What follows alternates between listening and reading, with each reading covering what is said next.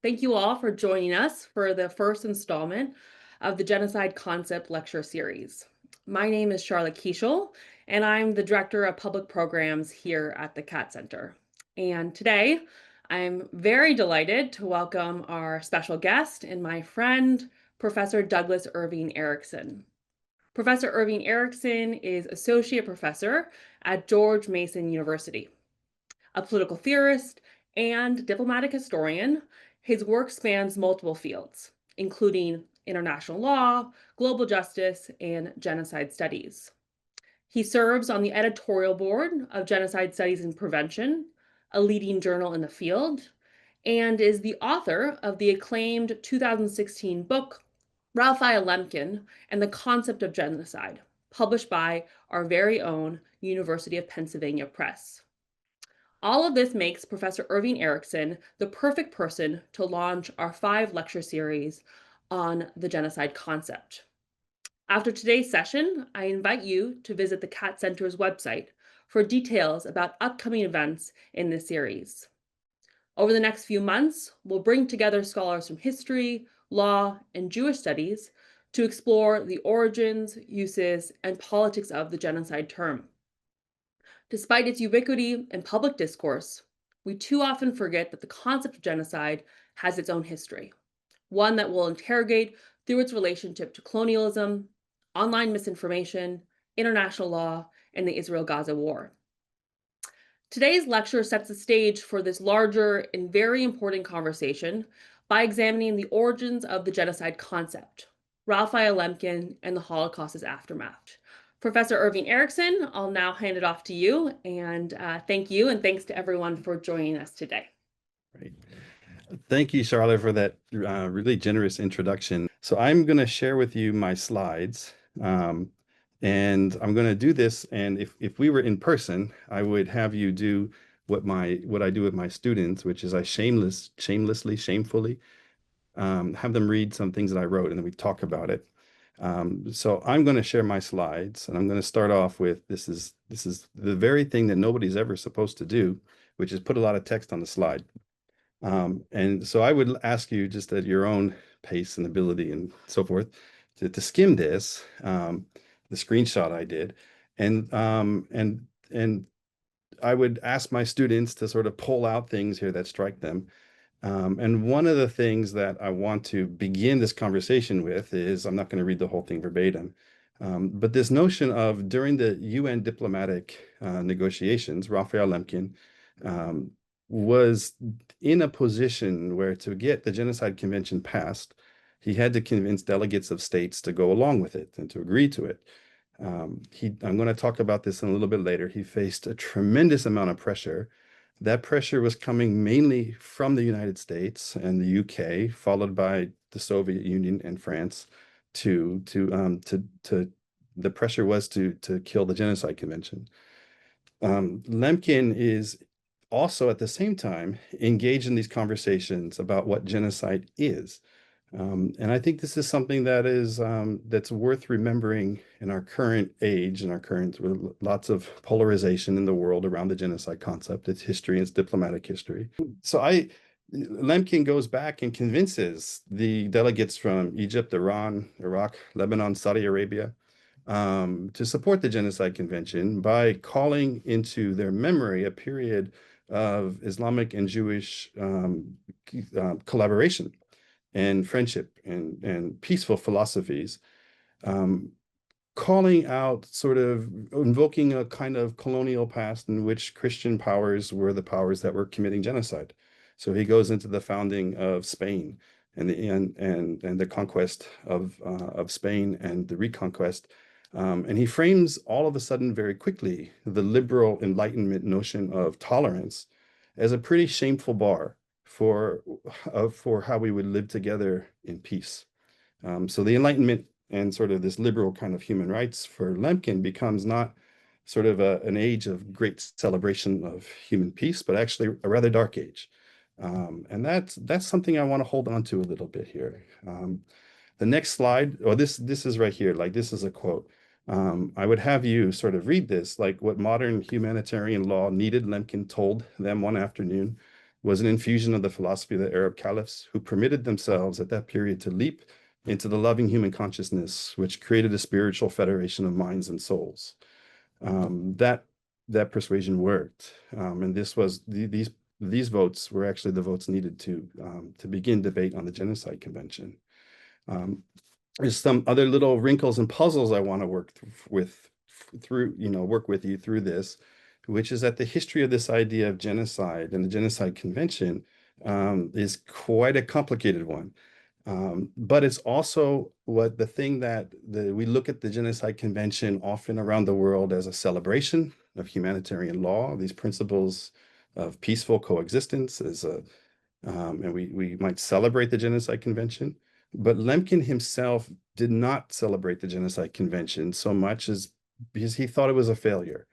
And I want to end this conversation today by saying that he spent the last years of his life working to enshrine laws against genocide into the domestic architecture of states, the domestic legal architecture of states, precisely because he viewed international law as deeply compromised. And he works with a whole set of delegates to prosecute genocides under international law by enshrining laws against genocide into the national architectures of states' legal codes.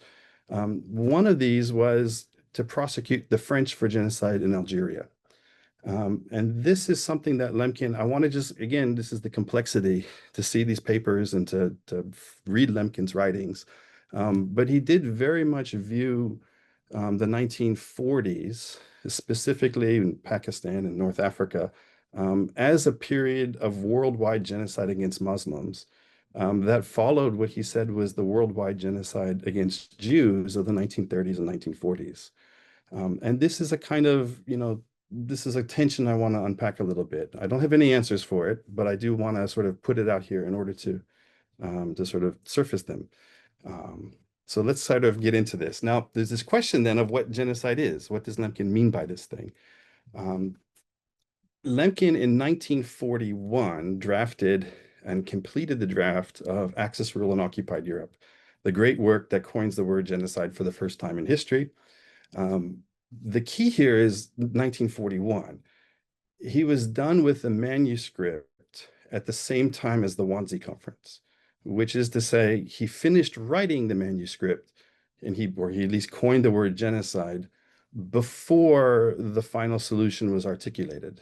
Now, the book is released in 1944, historically at the same time that the world begins to see images of concentration camps. The liberation of the camps is happening. And so people begin to associate the word genocide with the images of the death camps and the concentration camps that are filling newspaper screens. So there's a kind of association there of mass murder with this word genocide. But I think it's important to remember that Lemkin did not view genocide as necessarily involving physical killing. And this is something that I want to sort of wrestle with a little bit. So his first definition of genocide in 1941 is genocide is the destruction of ethnicity, a colonial process. And he says this explicitly. A colonial process, genocide has two phases. First, the destruction of the national patterns of the oppressed. Second, the imposition of the national patterns of the oppressor. And we can begin to see how perhaps the United Nations drafting process, countries that have colonies or want colonies back, have very little interest in outlawing something that makes colonization a crime, right? There's another kind of nuance I want to work here through, which is that Lemkin defines nations as families of mind. That is to say, he viewed nations as what we would now call social groups. So he imagined genocide being a process of like he said explicitly that you could imagine card players being a nation, right? People who played gamblers could be a nation. So he very much had this fear that sort of emerges from his previous work in the 1920s and 1930s, which I'm going to unpack a little bit, that these radical governments and regimes would rise to power and use the instruments of the state to violently and oppressively go after um, social groups that they decided were antithetical to the political projects they sought there, that they wanted to get rid of for all various sorts of reasons of intolerance. And so he saw genocide here as a sort of a stunning array of different types of oppressive acts that would ultimately enter into kind of an attempt to engineer societies in a way that got rid of perceived enemies and people. And that's something that I think is worth holding on to, because you do not get this understanding from the legal definition of genocide. Um, the UN Genocide Convention, this is international law, Article 2 of the convention defines genocide as any of the following acts committed with the intent to destroy, in whole or in part, a national, ethnical, racial, or religious group as such. So the key here is that we have this word national. Lemkin thought that if you define nation the way he defined nation, that this genocide convention would basically protect any social group. But he also just understood right away that his definition of nation is not the definition of nation that the people who are drafting the Genocide Convention, as members of the foreign ministries and lawyers and jurists who are employed by nation states that are sending them to Paris and Geneva and in New York to negotiate this. It's not what his definition of nation is, not what they define a nation as. And so there's a restriction here in the types of groups that genocide can be committed against. Um, and then we see here the A, B, C, D, and E are acts of genocide. So the kinds of things that are legally genocide, killing members of a group, causing serious bodily or mental harm to members of a group. Now, the difference, I'm going to go back a slide, how you go from this, Lemkin's definition in 1941, which is largely the same that he proposes in his advocacy at the United Nations. How you go from this to this is quite interesting. And this is the subject of 2 chapters of the book that I wrote, is the diplomatic history that goes into this. Now, we find in this diplomatic history um, that that questions about what kinds of groups you would legally commit genocide against were very important to delegates. So the Soviets cared very much about making sure that they were going to do everything possible to remove economic groups as possible victims of genocide. We have letters from the UK Foreign Ministry explaining internally what the Americans are saying. And the Americans are saying that we want to make sure that Jim Crow doesn't qualify as genocide. The Canadians are the Canadian ambassador to the United Nations is under explicit orders to do everything possible to thwart the Genocide Convention, and their primary concern is Indigenous peoples, Native Americans. And so you begin to see a process here where the major powers at the United Nations are engaged in an activity to try to make sure everything that would fit into this definition is erased and is not actually in the final law as an outcome. Now, there are some kind of fun moments here, which is fun in a very sort of like ironic kind of way. But the Brazilian ambassador tells Lemkin that actually, if you outlaw genocide, you are committing genocide against many of us in Latin America because it's within our culture to exterminate our political enemies. So political groups, right? You can't are This is just like the South African ambassador says, if we outlaw genocide in your definition, what would we do with all the backwards people? To which this is in the official notes of the United Nations, right? They're saying this in the negotiations, and this is being transcribed into the historical record. New Zealand offers the objection that what will we do with cannibals, right? And so there's this notion there that we need to remove and redact from the understanding of genocide these things that we don't want to outlaw. And that is, I think, an important part of the story of what the Genocide Convention is. It's a political document. It's a historical document. It's a document that is negotiated by nation states that very much want to make sure in the aftermath of World War II that that the kinds of violence that happens internally to their own people are not going to be prohibited under international law. And this is something that I really want to highlight here. It's an important part of this history.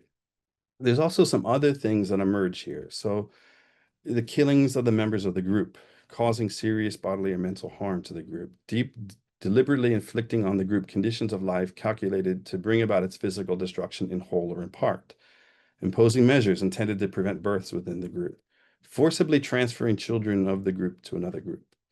So I have an article which I'd like to share a link to in the chat when I'm done with the presentation, which is summarizing a lot of the things I do in the book, but specifically condensing it here, and highlighting some new scholarship that's out. And again, I'll share some good work from colleagues in the chat at the end when I can paste good things.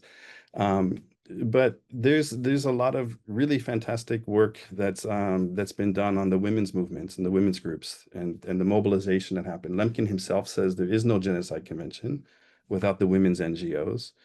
Um, and many of the kinds of things that Lemkin had documented as part of Axis rule in occupied Europe, which he had documented as acts of genocide in his book on genocide, include things such as, I mean, he used the term forced impregnation, which is a horrible euphemism for rape, but also forced marriages and whole sets of other kinds of horrific acts of the Nazi regime and the German government, and Axis allied governments, financially supporting soldiers who had children with women in occupied territories for the purpose of propagating racially superior, the sort of the whole nonsense.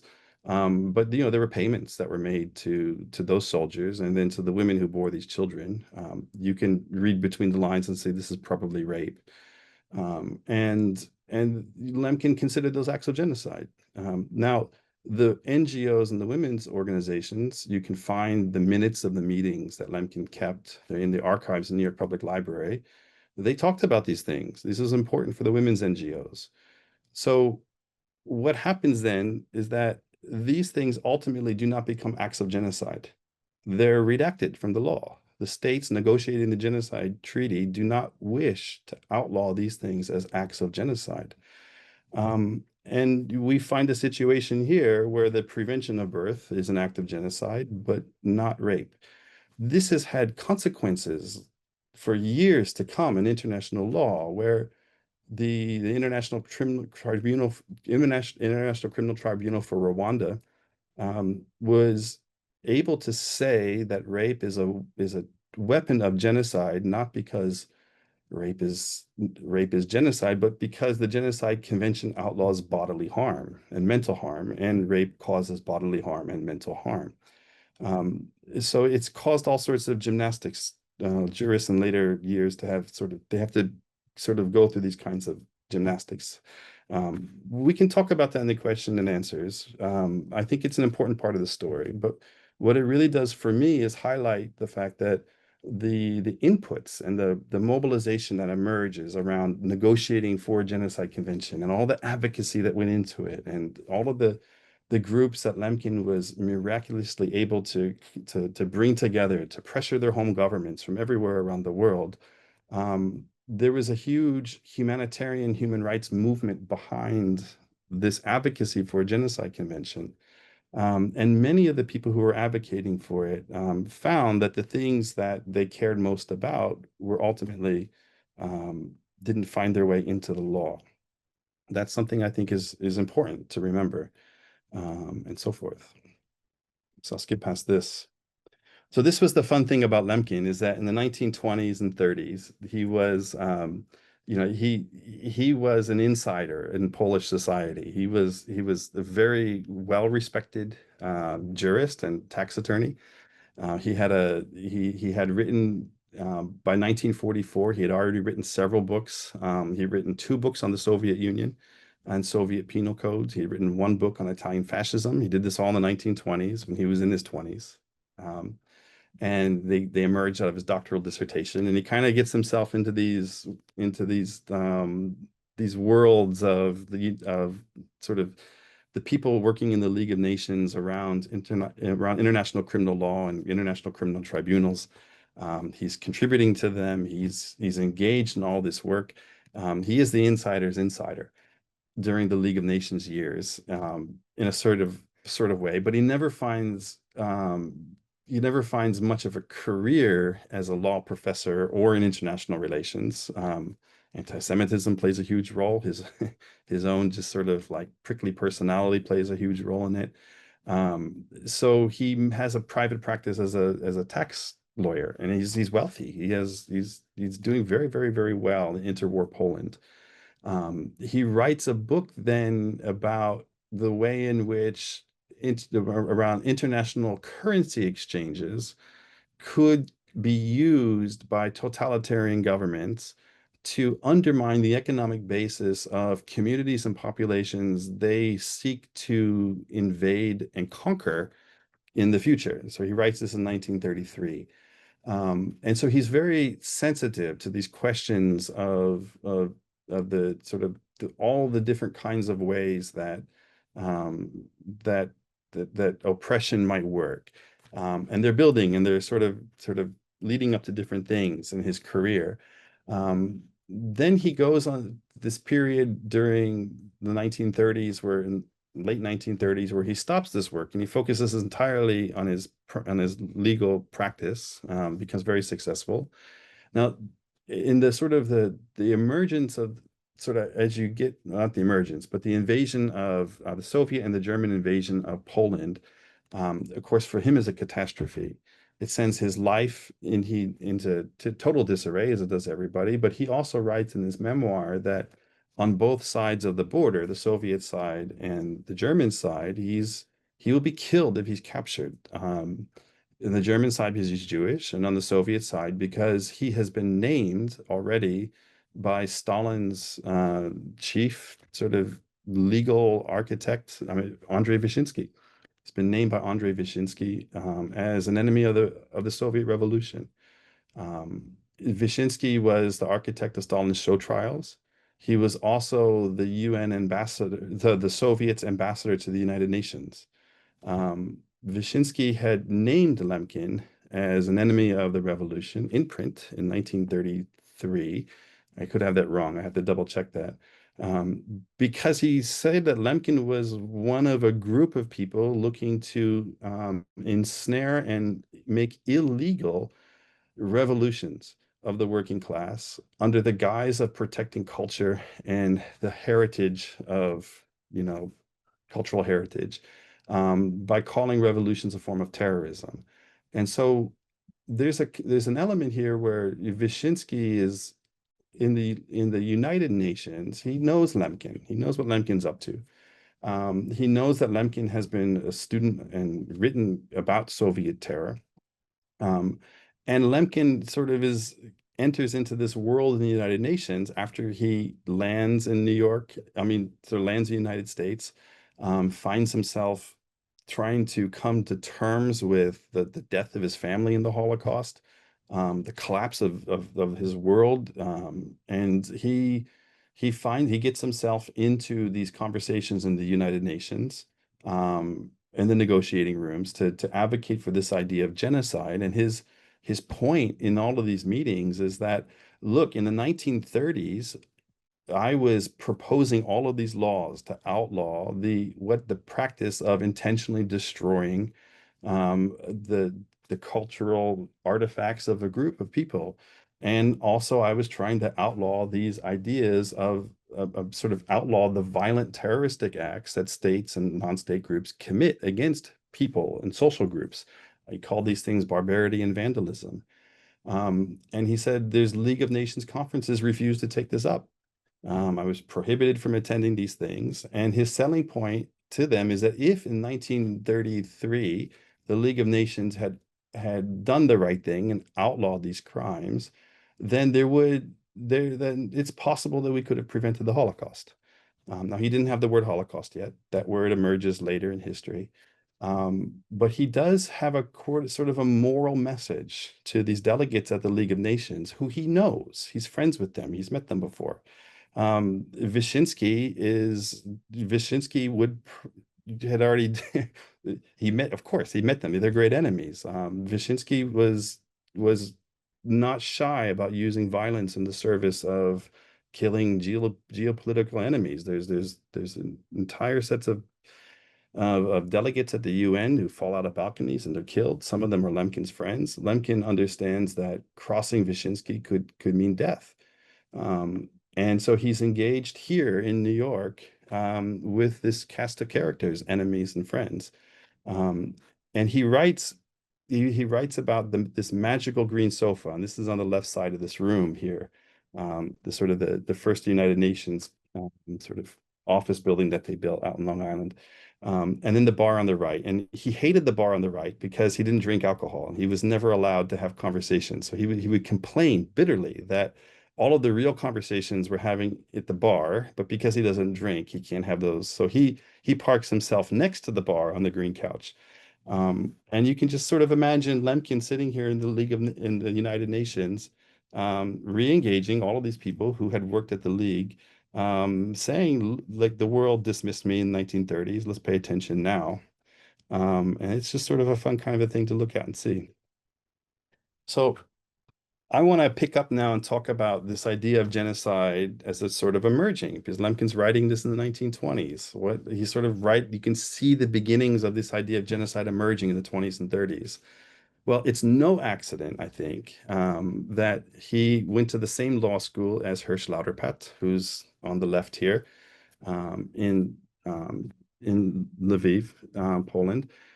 So he's at he goes to the same university, the same law school. Lauterpacht is the person who developed the concept of crimes against humanity.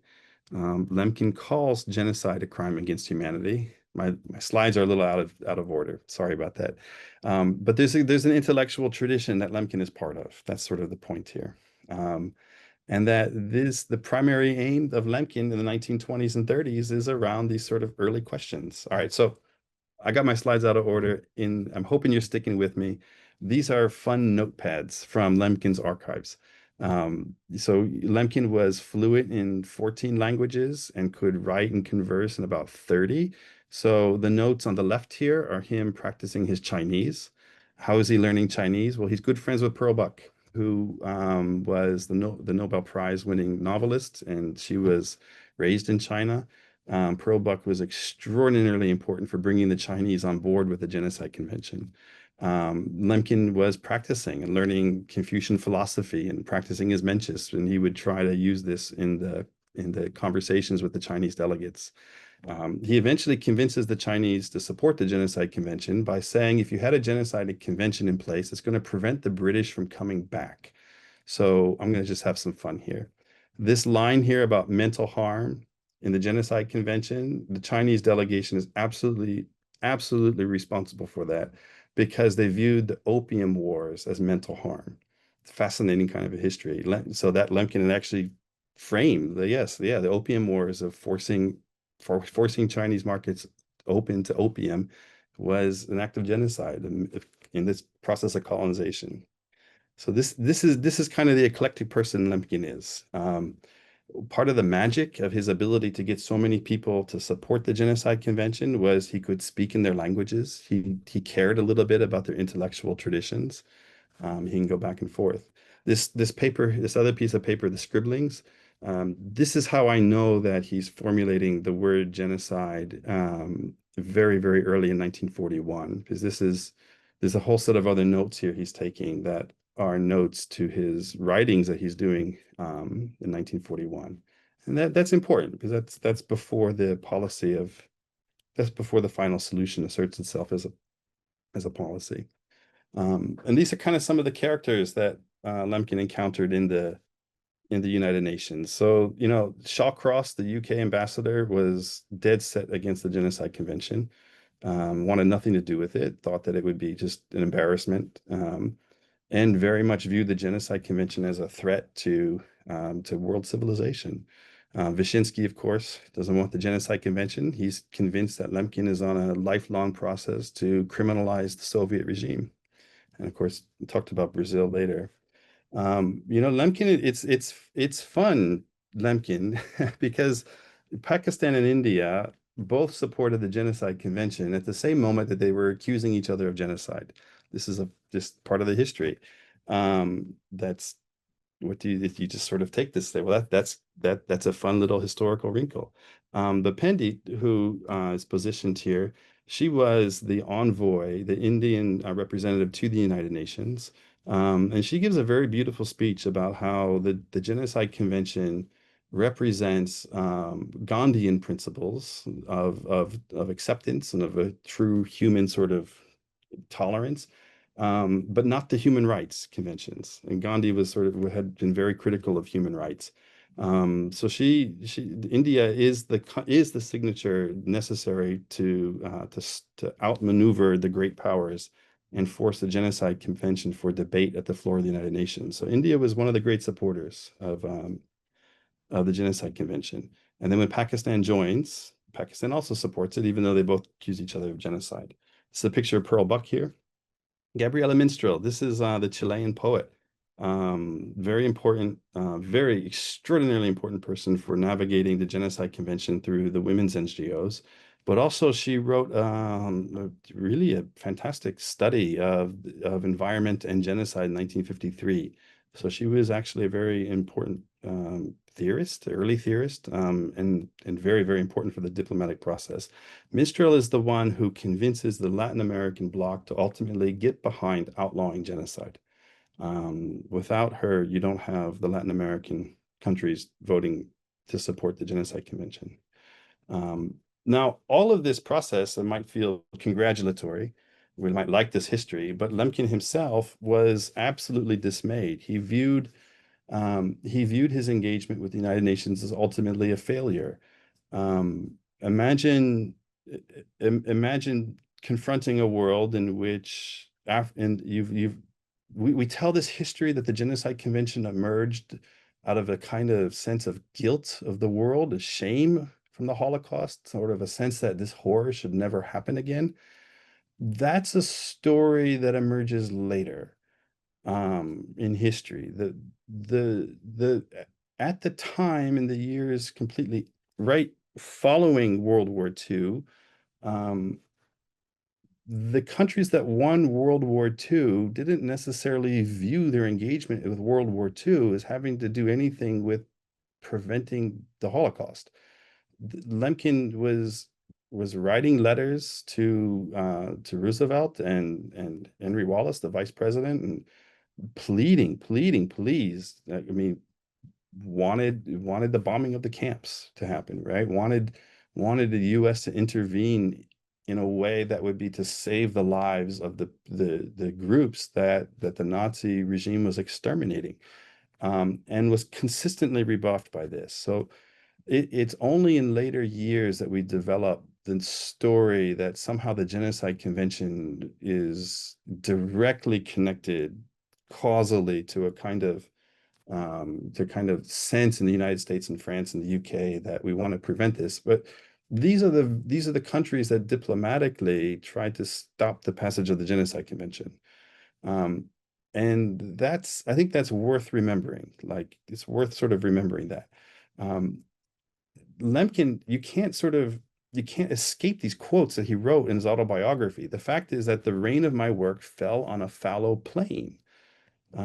Only this rain was a mixture of the blood and tears of the 8 million innocent people throughout the world. This is that Lemkin had the victims of the Holocaust. He calculated it at 8 million people. Included also were the tears of my parents and my friends. He lost 40, I think he actually lost more than 47 members of his family. I think it's much more than that. I think it's just there's a lot of family members that he thinks are alive, but have shown up later years after after Lemkin's death as they had died. And anyway, I can't get distracted with that. He lost his whole family. And then he has this other quote from his autobiography that the fate of the Genocide Convention was now in the hands of statesmen who live in perpetual sin with history and treat life like currency in a bank. So he sat there during the negotiation process and then the negotiations of the Genocide Convention, and he came to the conclusion that international law would not be capable of preventing genocide, precisely because it is run by people who treat life like currency. Um, trade a few things here, a few there. They will accept some deaths. These kinds of deaths are acceptable. These will be outlawed. This kind of oppression is good. This kind of oppression is bad.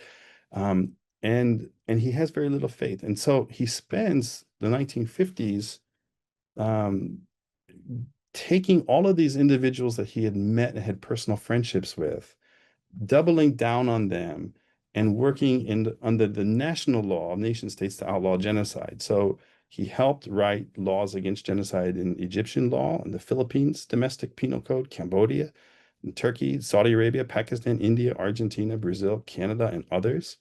I highlighted and underlined here Cambodia, Argentina, and Canada because there have been in these three countries domestic prosecutions and investigations of genocide, which happened under the architecture of domestic national law. And that this is extraordinarily important.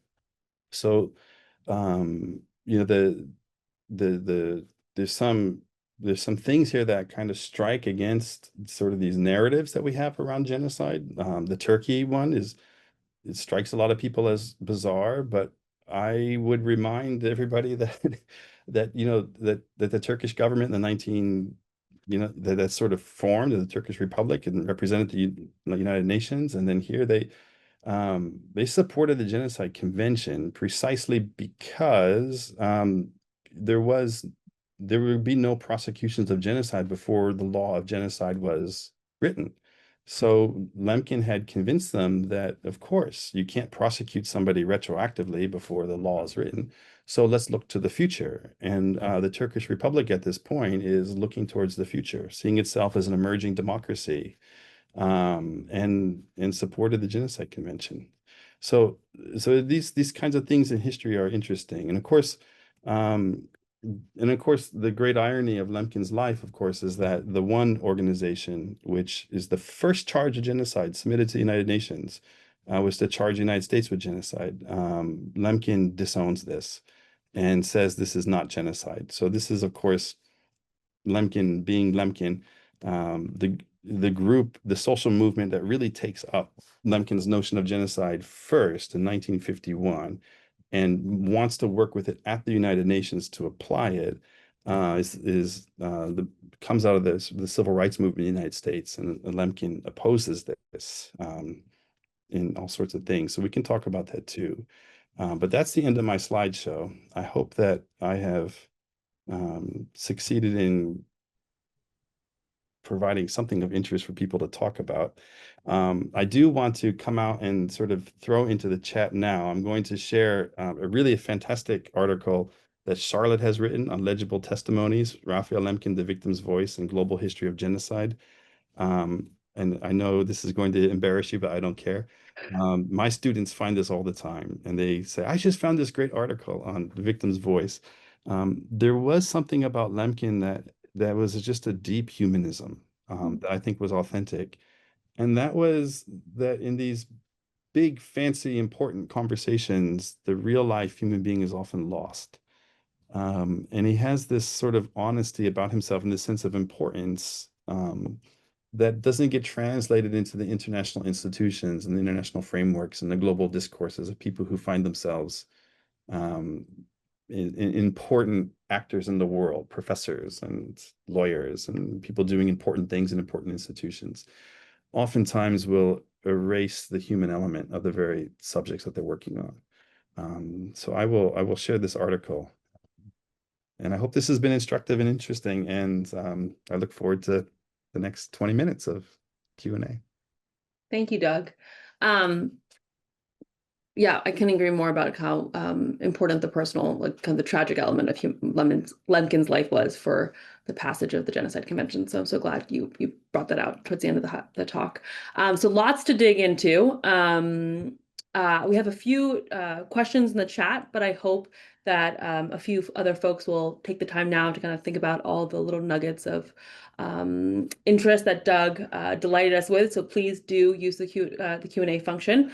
I will use my moderator's privilege to dive into one of them, which gets us to the question of continuity and discontinuity. So the question is that, Lemkin obviously developed the concept of genocide in response to some very particular conditions. Doug, and you mentioned the kind of the difference in vis-a-vis like, the emergence of the Axis rule of occupied Europe, and when he actually formulated the term in when the Wannsee Conference hadn't occurred yet. But basically, how has the concept's usage developed in legal or political circles since his time? Would you say that the concept is more similar or different than how it operated in the 1950s? That's a fantastic question. So the so so so Jackson at in the U.S. Supreme Court justice and becomes the Nuremberg tribunals. He reads Axis Rule in Occupied Europe. Axis Rule in Occupied Europe is the text that the Nuremberg tribunals uses as its genocide. And actually, there's prosecutions of genocide as it's defined in Axis Rule in Occupied Europe in the Polish national trials that happened. So genocide was first prosecuted in domestic penal codes in the Polish Supreme trials that emerged. So you do have prosecutions of genocide the way Lemkin originally defined it in 1941. That is the part that's, I think, really interesting, because genocide as it's defined by the Genocide Convention are not the first genocide prosecutions. Therefore, right, the Genocide Convention is emerges after the Nuremberg trials. You don't get prosecutions or convictions of genocide in the international portion of the Nuremberg trials. They come later in the second part of the Nuremberg trials, but you do have that. So this idea of genocide, that as it emerged historically, its first articulations were coming from Axis rule in occupied Europe, and that's fun to think about, because Lemkin was really good friends with Franz Neumann, who wrote the book Behemoth, which was sort of the second text that was written about the Holocaust while the Holocaust was being committed. Aaron Trainen's The Soviet Jurist also had a third. These are the first three studies of the Nazi regime, and that were written during the Holocaust itself. And these three books are indispensable for fact gathering by the Nuremberg tribunals. And so I think there's a kind of element here where these ideas become important for later generations of genocide scholarship, because Raoul Hilberg is Neumann's student. And Hilberg has these interviews at the end of his life where it's like, you don't get to his rejection of his professor's thesis in Behemoth if it wasn't for Neumann telling Hilberg about this guy Lemkin, right? So Lemkin had also positioned himself against these notions of the dual state, which is he was working against it. You can read the table of contents of Axis Rule in Occupied Europe and see that actually the book follows in a genre of legal texts by a whole set of legal thinkers who are absolutely foundational to, right? So in a very interesting way, Lemkin's ideas in Axis Rule in Occupied Europe become important for later generations of Holocaust studies and genocide studies, in a way that the Genocide Convention definition is not important. The Genocide Convention's definition, it becomes important for Holocaust and genocide studies around the 1990s. Beginning in the 1980s, people start to write about it more seriously, but by the 90s, once you have the possibility of international prosecutions of genocide, they become a reality at the end of the Cold War.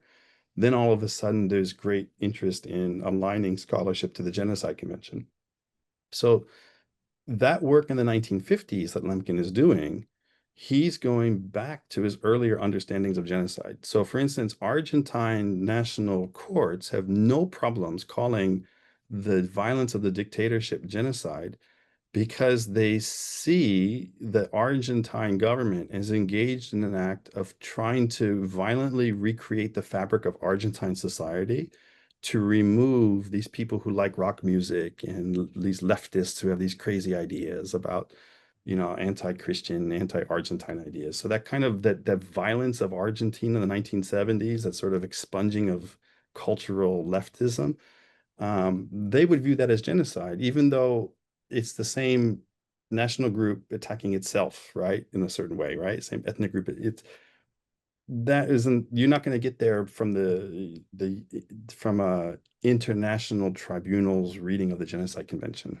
right? You're only going to get there if you've got an international if you've got a law in your own domestic architecture and a kind of history of reading these laws that's slightly different than the traditions of the international justice world, right? Does that make sense? So his work in the 1950s very much does go back to his earlier definition of genocide. And Lemkin also code shifts a lot when he's talking to international communities. He's using the legal definition of genocide at the UN. When he's talking to different advocacy groups, he's shifting to a different definition. So he himself uses different definitions of genocide based on his audience.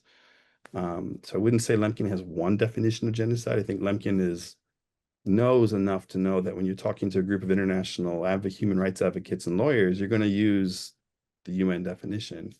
When you're talking to the Algerians and the League of Arab Delegates about prosecuting French genocides in Algeria, you're going to use the UN definition because you're engaged in the UN. But then all of a sudden, if you're switching to a different kind of mechanism, like in Egypt, well, then we go back to our original definition, right? So Lemkin, so anyway, okay, I'm talking too much about that. Oh, fascinating. I'll go to the next question. So this one picks up about the We Charge Genocide petition. So the question is, why did Lemkin oppose the genocide charge against the US by civil rights organizations? So what kind of prohibited him from supporting that movement? Yeah, that's I think that the first I think is that Anton Weiss-Wendt has written really, really well about this, but Lemkin was a hostage of politics to a certain degree. Um, and sorry, you caught me as I was pasting in the middle. I was pasting a great article that Sarah wrote that I want everybody to make sure. I'll talk about that in a second. But this is coming at a time when it was very obvious that the Soviets were manipulating the UN Genocide Convention and then working with groups in the United States to try to prosecute the US for genocide. So this is in the context of the Cold War.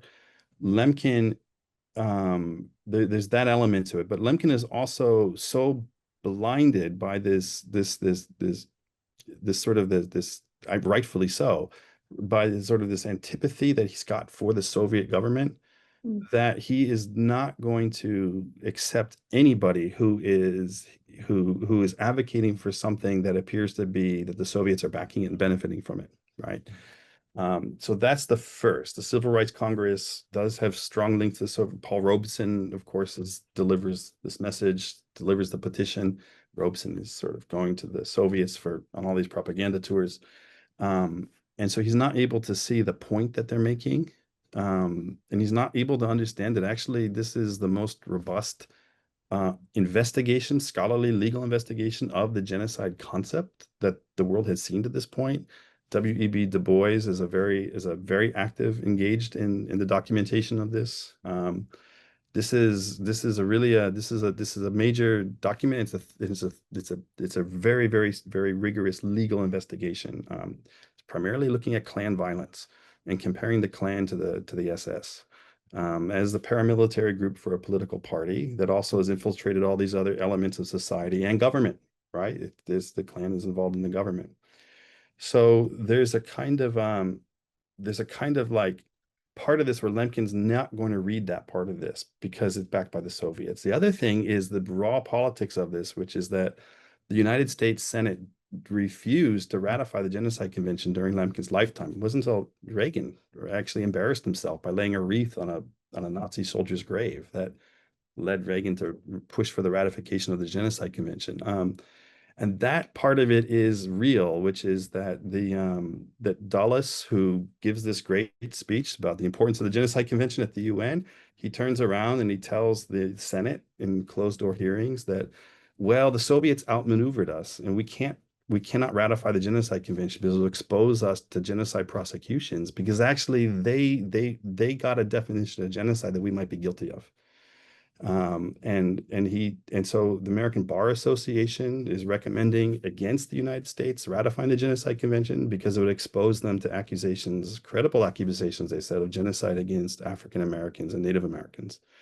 So there's a Senate. There's senators who also say, why should we ratify the Genocide Convention? I mean, just anti-Semitism at this point, which is supported by a man who can barely speak English, Lemkin, who represents a people who committed the first genocide in history. The Jewish people committed the first genocide in history against Jesus. So this is the anti-Semitism, right? This is, I hope nobody cuts my video later and just sort of like presents as my word. But this is what people in the US Senate were saying about Lemkin and the Genocide Convention. Why should we outlaw genocide? This is coming from a Jewish person. Why like so like the Genocide Convention emerges from a Jewish delegate. Why should we trust it? Right. And it's the Jews who committed they said the Jews who were responsible for the history's first genocide. So you enter into this like all the reasons why the United States Senate never ratified the treaty.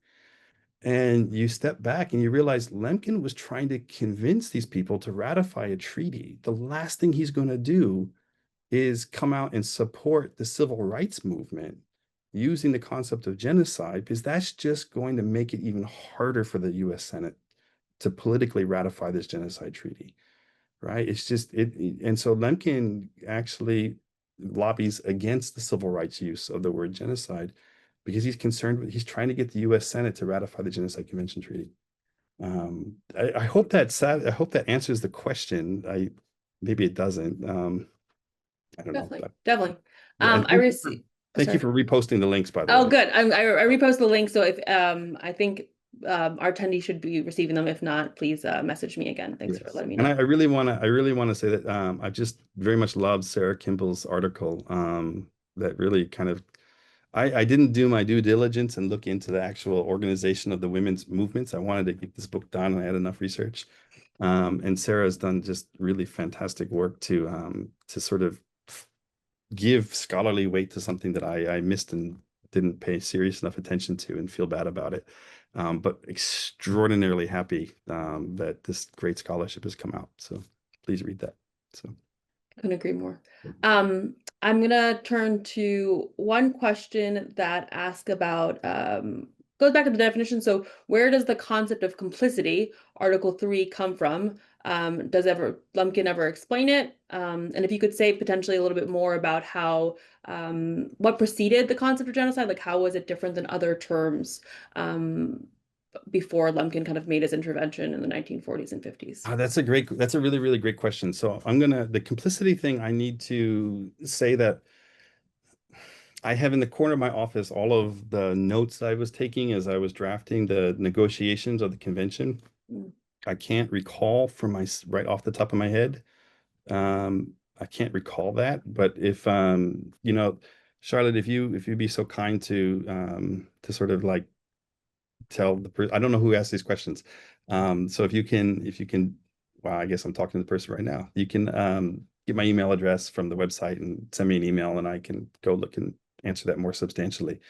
But yes, like this I do know that this was very, very important question that emerged in the 1930s, which is if you're going to start to hold states accountable for crimes, you do have to deal with the notion that states often allow such actions to occur. Governments allow such actions to occur by not intervening, and therefore complicity is tantamount to the crime, right? So to be complicit in genocide is to commit genocide. So there's a longer legal history to this notion of complicity Mm. that I think would have been viewed as obvious and natural to the people who are international lawyers negotiating the treaty. And I just need to spend some more time to figure out what was actually happening around those negotiations over that clause, because I can't recall what I got in my notes there. Great article. If somebody listening wants to write it, I don't have time to write it, but I can send you a whole bunch of citations. So the other part about this question, oh my goodness, it's the part that sorry, can you reread that question so I can? Oh, just yeah, we're almost at time, but just a question of, to kind of specify the specificity of genocide and how it was different than what preceded Oh, um, yes, the yes, kind of yeah, other concepts floating in the ethers of international law and interwar Poland. Like, why did this yes. one individual work so hard to create a new word? Yeah, I think that's a great question. There's a lot of words there's a lot of terms that appear to as synonyms. So the German word Volkmordor actually predates the word genocide, and that's the current, that's the translation of genocide. Nationocides, I found like is was used in conversations in Italian texts over the murder of nations and the French Revolution. So Lemkin isn't creating a new word magically out of whole cloth, right? I mean, it's not just he's drawing on these words are floating around international discourses. Denationalization is a U.S. term. Um, he carves out genocide as something that's very, very, very different than denationalization, which is the stripping of citizenship of people to make them not nationals, and then therefore you can exclude them. It's different, he says, than people murder, because he thinks a people and a nation are two different things. And also, he's not concerned with so much the violence of it, because Lemkin thinks that to kill a nation is not about killing individuals. It's about for Lemkin's model, that second part of the genocide definition that I don't have there. He says genocide can be achieved even by allowing the people upon whom genocide is committed to live in those territories.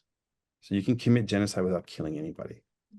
And that's a part where Lemkin is trying to get at a kind of social groups can be destroyed through genocide. So he's thinking about the death of a social group, not the physical extermination of a people, which the word Volkmordor was used in the German context for that, and also the people murder, and then also the Nationocides, like the context of the French Revolution, Italian scholarship. Lincoln read Italian scholarship. He wrote a book on Italian fascism. Sort of that word that's used in Italian scholarship to describe what happened in the French Revolution is really pointed to discrete massacres. Lemkin wanted a word that wasn't going to be tantamount to a massacre. Thus, genocide is not a pogrom for Lemkin. Genocide can involve pogroms, right? It can involve massacres. They can be used as tools of genocide, but genocide is not mass murder, or for Lemkin, right? So I hope that answers the question. We're at one, and Yes. I Well, let's end it there. I just want to thank everyone for joining us today, and we look forward to seeing you at our next lecture, which is at noon on November 11th. Be well. thank you.